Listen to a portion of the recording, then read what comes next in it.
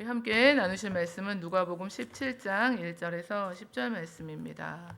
찾으신 후에 봉독합니다. 함께 봉독하겠습니다.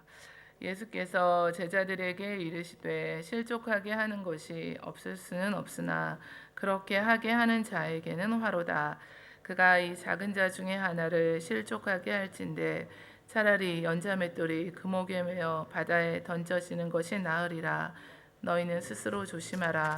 만일 내 형제가 죄를 범하거든 경고하고 회개하거든 용서하라. 만일 하루에 7번이라도 내게 죄를 짓고 7번 내게 돌아와 내가 회개하노라 하거든 너는 용서하라 하시더라. 사도들이 주께 여짜오되 우리에게 믿음을 더하소서 하니 주께서 이르시되 너희에게 겨자씨 하나 만한 믿음이 있었더라며 이 뽕나무더러 뿌리가 뽑혀 바다에 심기어라 하였을 것이요 그것이 너희에게 순종하였으리라. 너희 중 누구에게 밭을 갈거나 양을 치거나 하는 종이 있어 밭에서 돌아오면 그더러 곧 와 앉아서 먹으라 말할 자가 있느냐.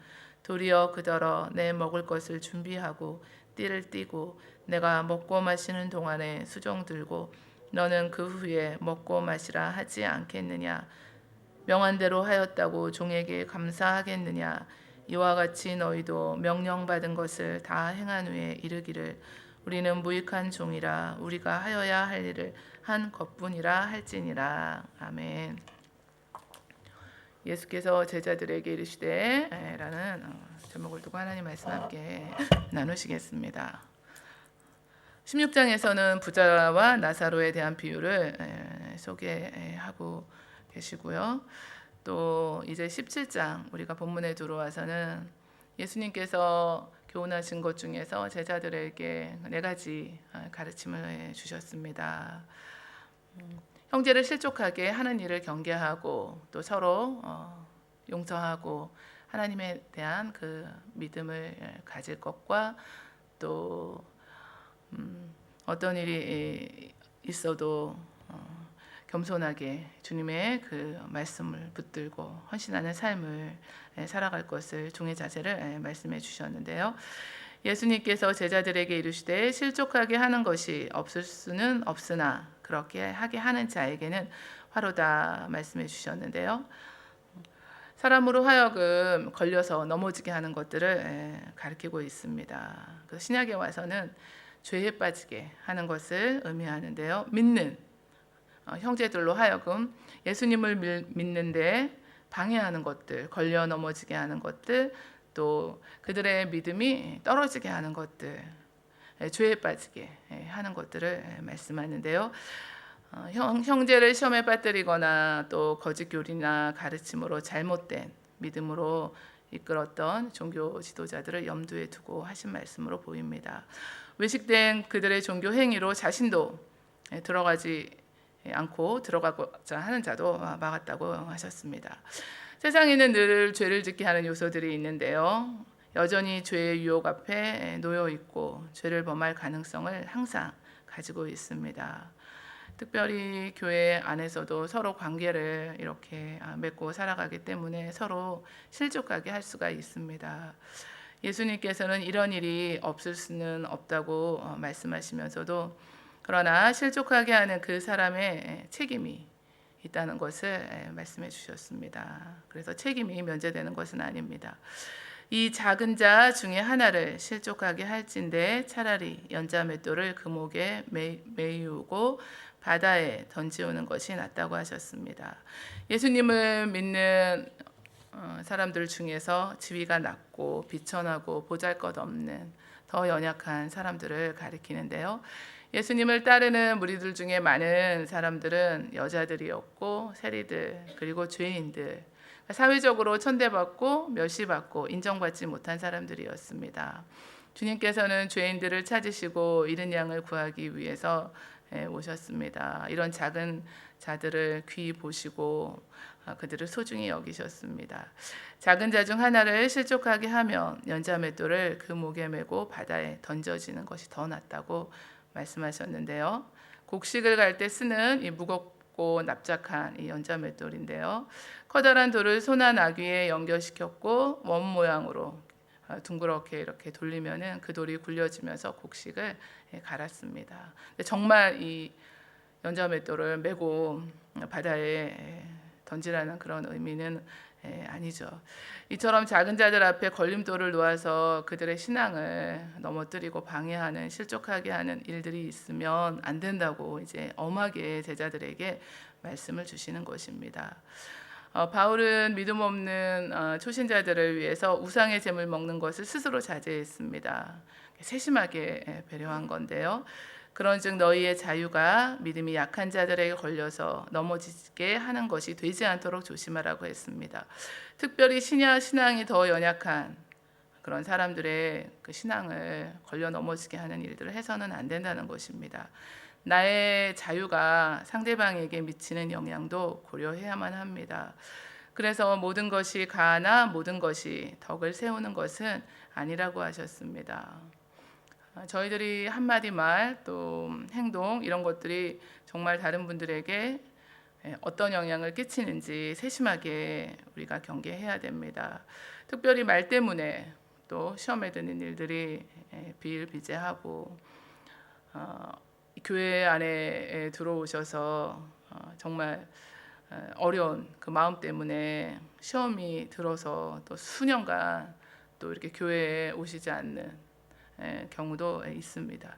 지난 주에도 우리 한 가정을 신방을 이렇게 가서 말씀을 쭉 들었더니 교회에서 있었던 그런 일들 때문에 어려운 마음이 있어서 그러니까 다 그러시는 건 아닌데 이제 간혹 가다가 그런 이제 다 여기 우리 교회가 죄인들의 그 아프신 분들의 이 공동체다 보니까 다 우리 온전하지 못하잖아요. 우리 주님만 온전하시기 때문에 상처받고 시험받는 일들이 있기 때문에 이렇게 넘어지셔서 실족하시는 일들이 없어야 하는데 또 있다는 것입니다.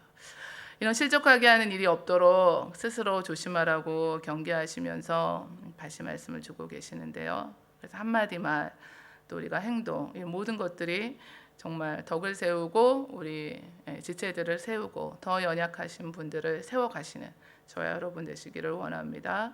그래서 저도 늘 이제 이런 것을 늘 마음에 두고 주의하려고 하는데 또 넘어질 때도 있잖아요. 그래서 이제 늘 이것이 저에게도 기도 제목입니다. 이런 실족하게 하는 일이 없도록 스스로 조심하라고 경계하시면서 형제를 용서할 것을 말씀하십니다. 너희는 스스로 조심하라. 만일 내 형제가 죄를 범하거든 경고하고 회개하거든 용서하라. 만일 하루에 7번이라도 내게 죄를 짓고 7번 내게 돌아와 내가 회개하노라 하거든 너는 용서하라고 하셨습니다.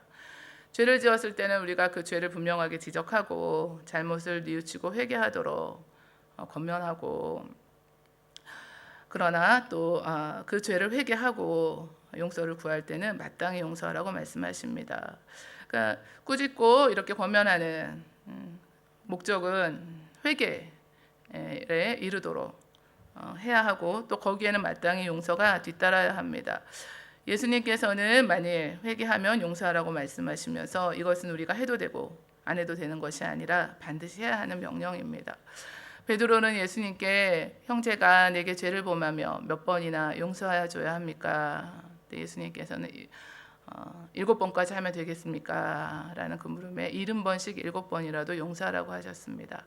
예수님께서는 오늘 본문에서도 만일 하루 7번이라도 내게 죄를 짓고 7번 내게 돌아와 내가 회개하노라 이렇게 용서를 구하면 7번이나 또 70번씩 7번이라도 용서하라는 말씀을 주시면서 몇 번을 그렇게 하든지 끝없이 항상 용서해야 한다는 것을 말씀해 주셨습니다. 그렇게 해야만 한 영혼이 상처받고 실족하는 것을 막을 수 있기 때문입니다. 우리도 생각해 보면은요, 죄 가운데 멸망받을 수밖에 없었는데 끝없는 그 하나님의 사랑과 용서를 이처럼 받았습니다. 다른 사람들을 우리 형제들을 실족하게 하지 말고 항상 용서하는 자가 되라는 예수님의 명령을 들은 제자들은 이제 예수님께 믿음을 더해달라고 간청을 드립니다. 예수님께서는 믿음을 더해달라는 제자들의 이 말씀에는 직접적인 대답을 주시지 않고 그들의 믿음을 다시 한번 볼 수 있는, 점검할 수 있는 기회를 주시는데요. 믿음에 대한 가르침을 주셨습니다. 예수님께서는 너희에게 겨자씨 한 알만한 믿음이 있었더라면 이렇게 말씀해 주시는데요. 겨자씨는 아주 작은 것이지만 살아있고 성장할 수 있는 잠재력을 가지고 있어서 나중에는 자랐을 때 그 씨가 정말 그렇게 작았다는 것을 믿지 못할 정도로 크게 성장한다고 하는데요. 우리가 생각하기에는 아주 적은 믿음처럼 보이지만 그 안에 생명력이 있고 하나님에 대한 견고한 그 믿음이 있다면, 신뢰가 있다면 그 믿음을 통해서 뽕나무를 뽑아서 바다에 심을 수 있을 것이라고 말씀해 주셨습니다. 이중으로 불가능한 일이었는데요. 뽕나무는 아주 큰 나무로 성장하는데 11m까지 자란다고 하는데요. 번식력도 매우 강한 데다가 그 뿌리가 넓고 깊게 내린다고 합니다. 그래서 수명이 600년까지 지속되는 아주 강한 나무인데요. 그래서 웬만큼 폭풍이 불어도 견고하게 그 자리에 서 있습니다. 그러니까 쉽게 뽑을 수도 없고 또 쉽게 심을 수도 없는 그런 나무였는데 예수님께서는 제자들에게 믿음의 힘을 말씀해 주시면서 생명력이 있는 하나님에 대한 이 믿음은 그것이 아무리 작을지라도 도저히 뽑을 수 없다고 여겨지는 뽕나무도 뽑아서 물속에 심을 정도로 능력이 있다는 것입니다. 믿음의 능력을 강조해 주신 말씀인데요. 너희 중에 또 누구에게 밭을 갈거나 양을 치거나 하는 종이 있어서 밭에서 돌아오면 그더러 곧 와 앉아서 먹으라 말할 자가 있느냐라면서 반문해 주셨습니다. 하나님에 대한 생명력 있는 믿음을 가져야 한다는 것을 교훈하시고 진실한 이런 확실한 그 믿음을 견고하게 가졌다고 하더라도 또 중요한 게 항상 따라오잖아요. 겸손과 헌신이 있어야 한다는 것을 교훈해 주셨습니다. 이처럼 무익한 종의 이야기를 통해서 밭을 갈고 양을 치는 종이 그 일을 끝마치고 돌아와서 있어도 누가 그 종에게 앉아서 먹으라고 할 자가 있느냐라면서 당시의 종들의 그 일상을 말씀해 주셨습니다. 어느 주인도 당연히 해야 할 일을 밭간일을 마쳤다고 해서 그 종들에게 쉬면서 먹게 하지는 않는다는 것입니다. 전에 저희 아시는 선교사님이 이 똑같은 간증을 저한테 해주셨는데요. 이제 너무 힘들어서 사역을 너무 본인이 생각하기에도 결혼도 하지 않은 몸으로 계시면서 30대 초반에 선교지에 나가셔가지고 이제 정말 10년 정확한 기간은 생각이 안 나는데 할 만큼 다 했다 이제 이렇게 생각하셔서 이제 칭찬받으실 줄 알았다고 그랬는데 도리어 무익한 종이 마땅히 한 것을 한 것뿐이다 이렇게 말씀이 돌아왔다고 그러면서 정말 내가 교만했다. 내가 이만큼 했지. 이렇게 내가 결혼도 안 하고 나의 삶을 다 하나님 앞에 드렸는데 됐지 이제 칭찬해 주시겠지 했는데 그것이 아니었던 것을 그러니까 본인을 바라보시고 내가 정말 종의 자세로 일하지 않았었구나. 그러면서 다시 그 순간부터 처음으로 돌아가서 다시 이제 오늘이 첫날이다. 이 순간이 처음이다. 그 마음으로 다시 사역을 시작하셨다는 말씀을 주셨습니다. 어느 주인도 이렇게 당연히 해야 할 밭간일을 끝마쳤다고 해서 종들을 쉬면서 먹게 하지는 않고 오히려 자신의 먹을 것을 준비시키고 식사를 수발들게 하고 시중을 들게 한다는 것입니다. 비로소 나중에 종에게 먹을 수 있도록 한다는 것을 말씀해 주시면서 밭간일은 밭간일대로 하고 다시 집안에 들어와서도 집안일을 해야만 했던 것이 큰일이 아니었고 당연히 마땅히 해야 하는 의무였다는 것입니다. 띠를 띠고 이렇게 말씀해 주셨는데요. 띠를 띈다는 것은 언제든지 이제 준비를 갖추고 있는 그 자세를 의미합니다. 이처럼 주님을 향한 헌신과 그 모든 섬김과 봉사는 마땅히 해야 한다. 그리고 나서도 무익한 종이 마땅히 한 것입니다. 라는 자세를 주님께서 가져야 할 것을 말씀해 주고 계십니다. 사도 바울은 자신이 예수 그리스도의 종으로 부름받았다고 고백했습니다. 그리고 복음을 위해서 얼마나 큰 고난을 겪었는지도 말씀하면서 그러나 그 가운데 불평이나 또 이 땅에서의 보상을 바라보지 않았습니다. 복음을 전하는 일은 당연히 그가 해야 하는 일이었고 내가 복음을 전할지라도 자랑할 것이 없음은 내가 부득불 할 일임이라. 만일 복음을 전하지 않으면 내가 화가 있을 것이로다. 오늘날 주님을 따르는 저와 여러분들이 우리가 주님을 향한 또 주님의 나라를 향한 그 모든 땀과 수고와 희생과 헌신은 마땅히 드려야 할 것이고 또 겸손하게 우리에게 주신 것들을 감당해야 되는 주님의 종인 것입니다. 모든 예수님을 믿는 그리스도인들은 예수 그리스도의 복음을 위해서 이처럼 부름을 받았습니다.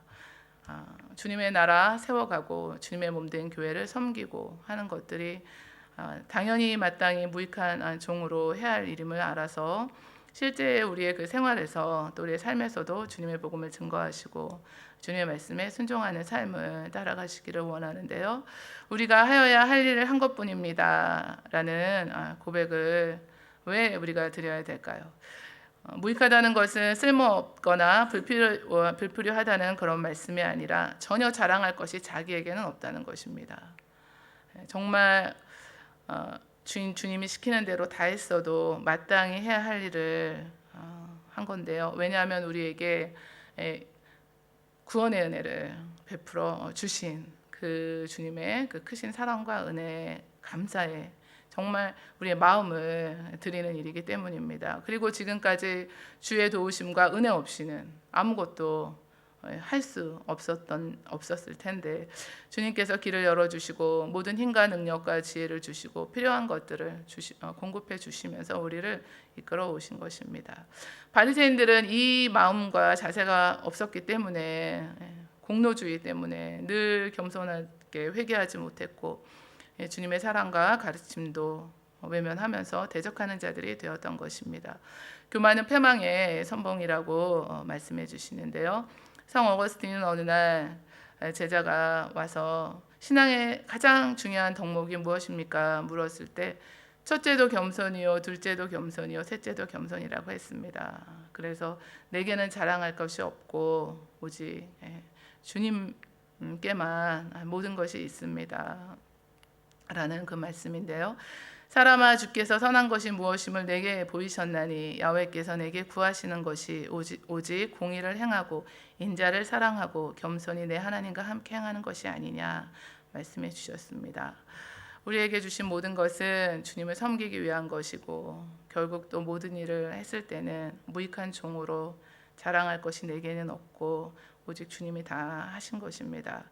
오늘 우리가 말씀을 통해서 형제를 특별히 실족하게 하고 걸려 넘어지게 하는 것들을 경계하고 또 서로 용서하며 하나님에 대한 그 믿음과 겸손히 헌신하고도 오직 모든 영광을 주님께만 올려드리시는 저와 여러분들이 되시기를 이 시간에 소망하고 기도합니다.